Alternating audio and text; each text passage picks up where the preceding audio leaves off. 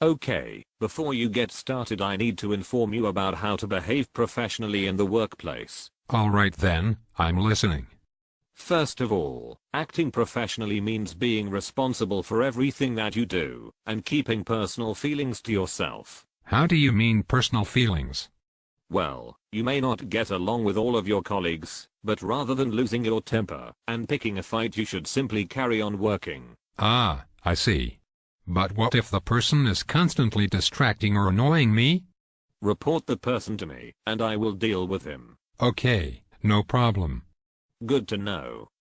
Second, try not to use your work phone for personal calls, unless it is an emergency, and if you do then keep it short. Right.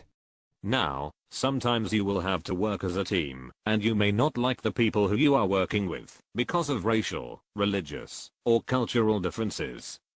But do not complain, because the teams that we set are based on skills. Of course, and if someone is racist towards me I should report it, right? Yes, and the same applies to you. No prejudice towards anybody. It's never been a problem before. Good to know. Now, I'm going to list some helpful and obstructive behavior which you must either follow or avoid, okay? Sure. First, helpful, agreeing to decisions without complaint, offering to do tasks, and taking part in tasks that are not part of your job role. Some people may see this as being a walkover, but trust me, it will be worth your while. I cannot promise that I'm going to offer to do a lot of tasks, but I'll try. That's fine, as long as you make the effort.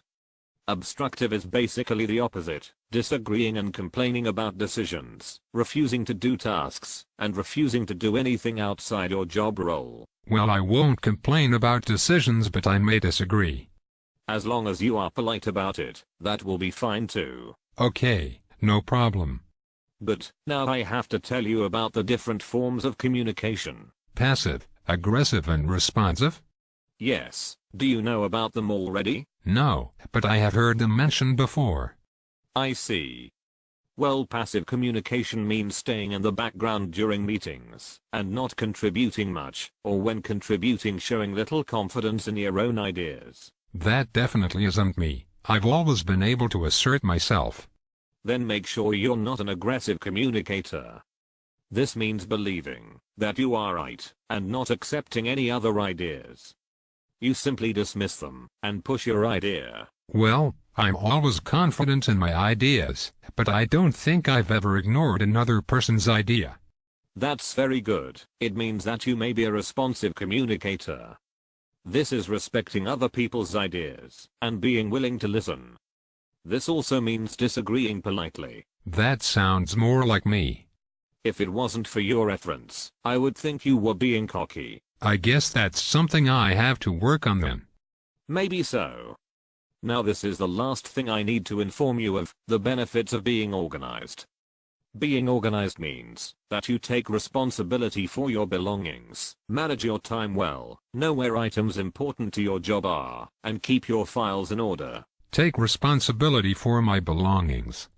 Yes, if you leave something on the desk, and it is stolen, then it is not the company's fault. I see. Time management and keeping files tidy should be easy enough for me. Good to know. Well, that's everything that I need to tell you about how to behave in the workplace. Do you think that you will be able to follow these guidelines? I should think so, but I may have to work on some of them. As long as you recognize that fact, you will be fine. Maybe I'll see you around then. Oh, and welcome to the company. Thank you, sir.